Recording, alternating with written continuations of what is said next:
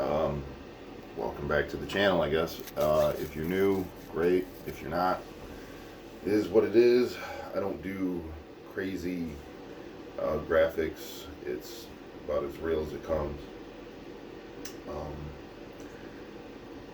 but I was quarantine and everything else, and some big stuff in my life last year put a halt on making vids.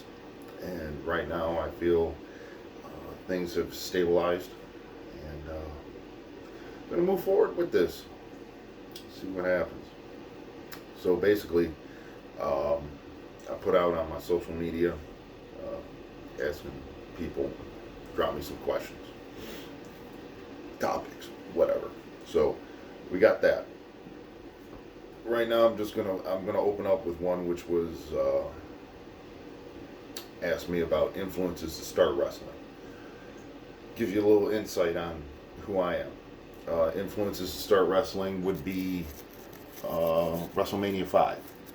That was my first event I've ever watched.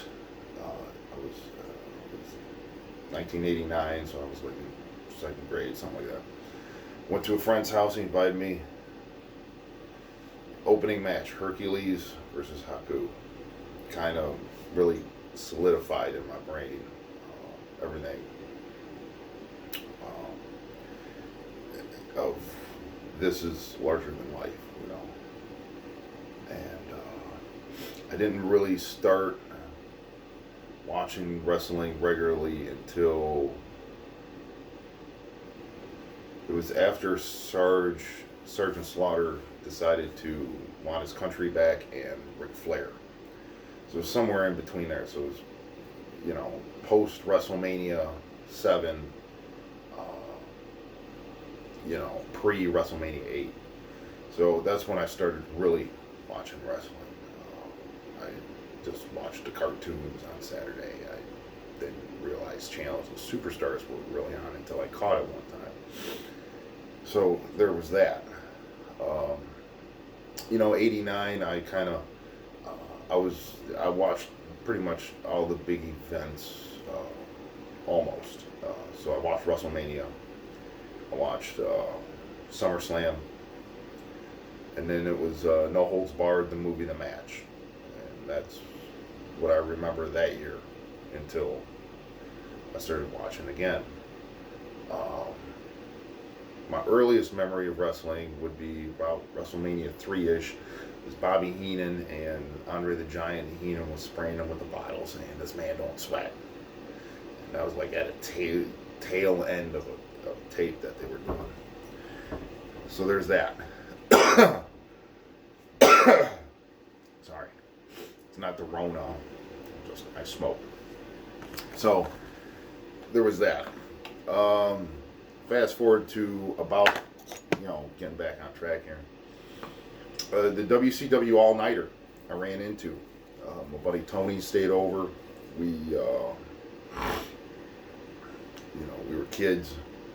It was something that we never saw before. Like, we stayed up late. It was like midnight, 1 o'clock or something like that, and it popped up.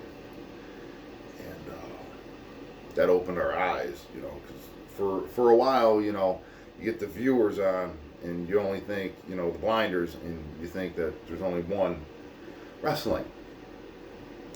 There's not. So that opened up my mind to guys like Vader, where Rick Rude went, things like that. So it was like it was big. It was a big game changer because it also introduced me to like Keiji Muto, Masahiro Chono, because they showed their WCW matches. Stuff like that. So that kind of influenced me to, at a young age, of wrestling is a cool thing, you know. So then when it came to my teenage years, you know, is this something I want to do? It what it boiled down to was, you know, I watched a lot of Diesel, you know, Kevin Nash, Razor Ramon, Shawn Michaels, guys like that, and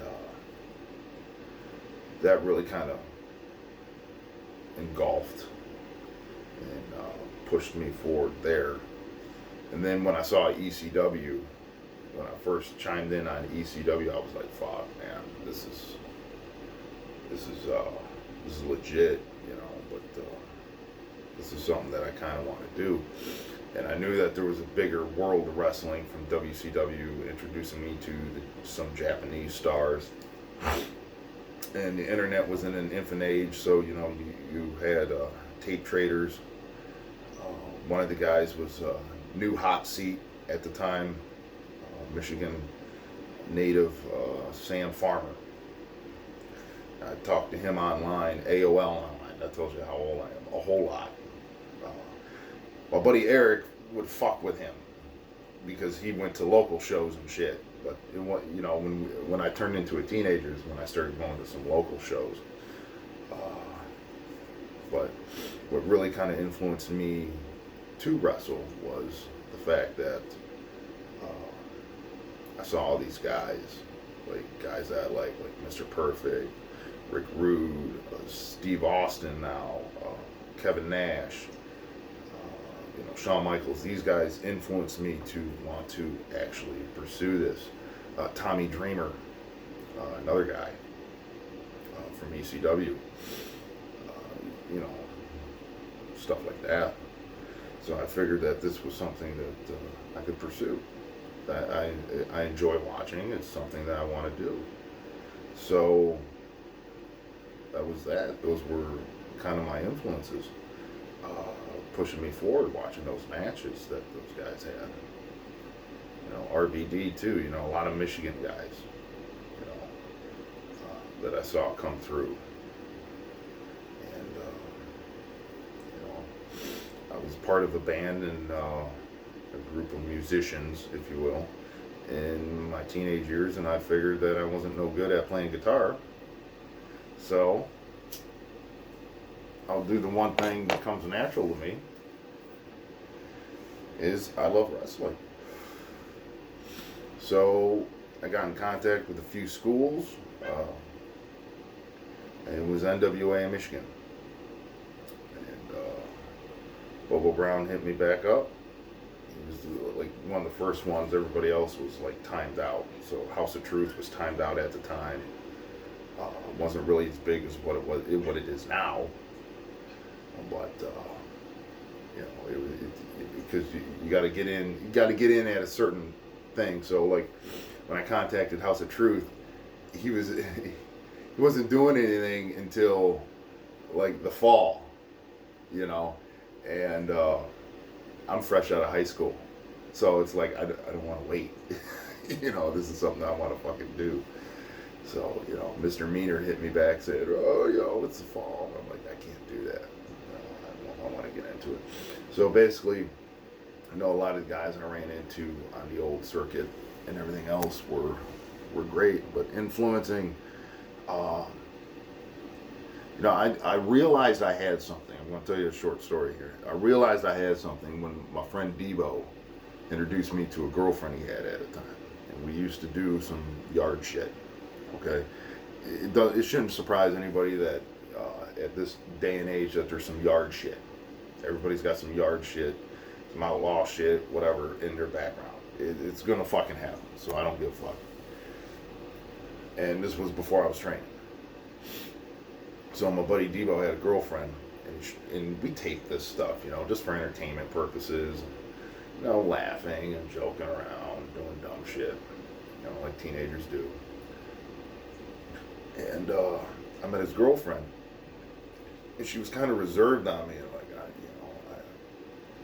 I was like, so, you know, I'm Len, you know, whatever. And she just kind of gave me an off look. We hung out for a little bit, went out to eat or something like that, and she stopped me from like mid-sentence or something like that. She goes, "Look, I just want to tell you something." I said, "What?" She goes, "I saw these videos Eric showed me of you guys wrestling, and you were a fucking dick. I fucking hated you, and then I fucking met you, and you're not that fucking dude on them tapes." I'm like, "Yeah, because it's wrestling. It's, you know, it's what it is. You know, it's like that's what I do there. But I don't do it on the outside because I'm actually friends with these motherfuckers. This is just us fucking around. I'm supposed to be a bad guy, so I'm gonna act like a bad guy. And some of the cat was out of the bag at the time, not as much as what it is now, but there you go. So that's what kind of ended up pursuing. My big interests in wrestling to want to do it were like Masahiro Chono, hold on, Mr. Perfect, Rick Rude, Steve Austin, Jake the Snake. A lot of these guys that they could do a lot, but it wasn't so much that they did a lot. It was just the heat, their reactions. Like I would like to think, if I could ever, Hercules Hernandez for actually kind of opening my eyes, because he was the first larger than life character I've ever seen. Him coming down with that 15-foot chain swinging around his head, and he was not that bad. He looked good. He did stuff. So it's like, what can you do? So that's when I get bit by the bug, and that's when I kind of pursued it, and those are my interests. So that's about where I'm at. So I like to say like, comment, share, subscribe. There's be a lot more topics coming, and have a good day.